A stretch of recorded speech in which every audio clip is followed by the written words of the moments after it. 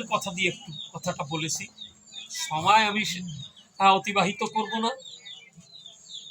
এই প্রেম গীতিহার মালাগাথি নরনারীর মিলন মেলায়, কেহ দেয় বধুর গলায়, আর পাবো কোথা, দেবতারে প্রিয় করি প্রিয়েরে দেবতা। রবীন্দ্রনাথ যারা দার্শনিক, যারা জ্ঞানী, যারা ছাত্র আছে, তারা যারা পড়েছে তারাই বুঝবে। তাহলে কি বুঝালেন রবীন্দ্রনাথ? এই প্রেম গীতিহার মালাগাথি নরনারীর মিলন মেলায়, কেহ দেয় বধুর গলায়, কেহ দেয় দেবতারে, আর পাবো কোথা, দেবতারে প্রিয় করি প্রিয়েরে দেবতা।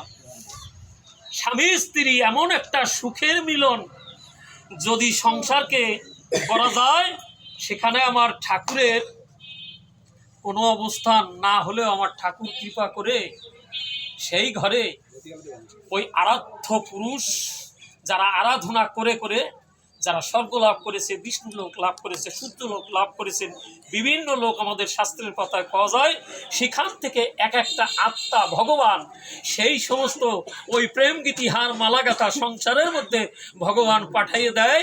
ওই সূর্যের কিরণের মতন উজ্জ্বল হয়ে সেই সংসার দেশ জাতি ধন্য করবার জন্য তারা উড্ডীয়মান অবস্থায় উদয় হয়, দেশ জাতিকে তারা ধন্য করে যায়। এই হরিনামের ফলে সেই প্রেম গীতিহার যেন নরনারীর মালায় তোলে।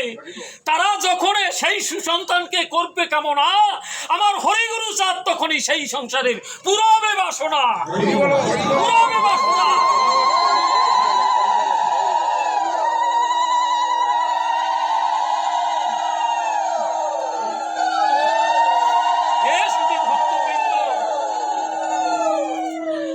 আজকে দেখেন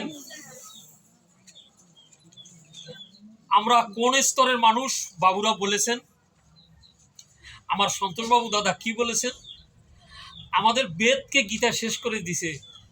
আমি কাউন্টারমূলক কথা না, দেখেন আমার সাধু মানুষ, সজ্জন মানুষ, যদি কোনো সতীর অভিশাপের, কত যোগীর যোগ ভ্রষ্ট হয়ে গেল। কি বাবা, শাস্ত্রে আপনারা দেখেন নাই, কত সতীর অভিশাপে কত ঋষি শেষ হয়ে গেল, কত মুনি শেষ হয়ে গেল, কত জ্ঞানী শেষ হয়ে গেল সতীর অভিশাপে। মালাবতী বলেছিল না, আমি যদি সতী নারী হই, সূর্যদেব তুই আর উদয় হবি না।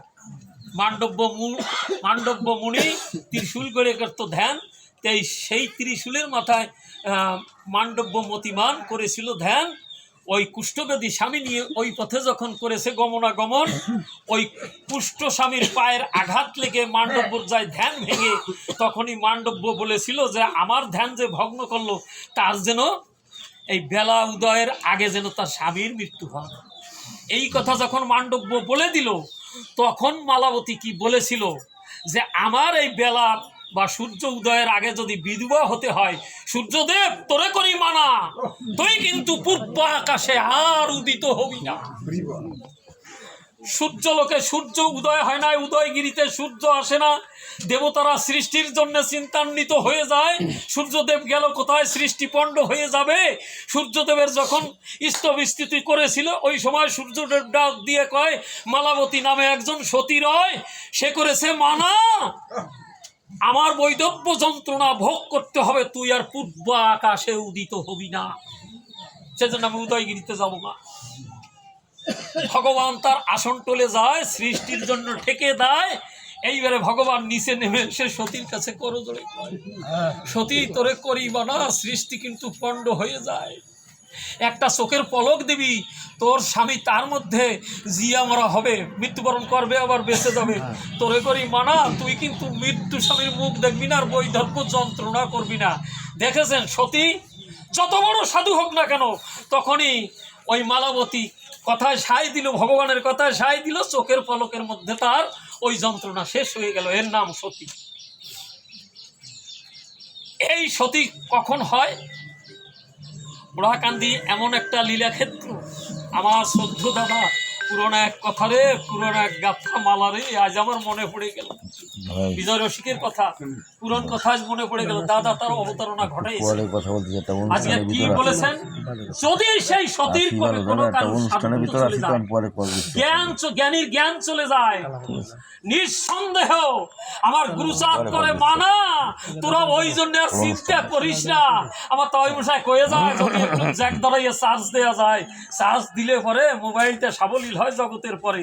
তেমনি মতো যদি সাধুর সাধুত্ব চলে যায়, ওই ওড়াকান্দির মাটিতে কত মহিমান্বিত সাধুর চরণধুলি পড়ার হয়, ওইখানে গিয়ে হরিচাঁদ গুরুচাঁদ বলে যদি গড়াগড়ি দেওয়া যায়, সাধুর সাধুত্ব ফিরে আসে, সতীর অভিশাপ খণ্ডাইয়ে যায়।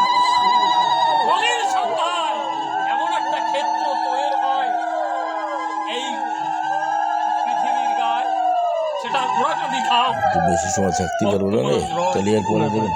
দেখেছেন, সতীর অভিশাপ পর্যন্ত ওড়াকান্দির মাটিতে ঘোরাঘড়ি দিলে তা ক্ষয় হয়ে যায়। আমার দাদা কোন কথাটা বলেছেন দেখেন, বেদব্যাস বদ্রিকা আশ্রমে আমার সভাপতি দাদা বলছে হরিগুরু চাঁদের আলোকে এই কথা হবে। হ্যাঁ, সেইটাই হবে। আমার বিধান দাদা বলেছে লীলামৃত আকর গ্রন্থ। আপনারা অবশ্য কথাটি বুঝিয়েছেন। আমার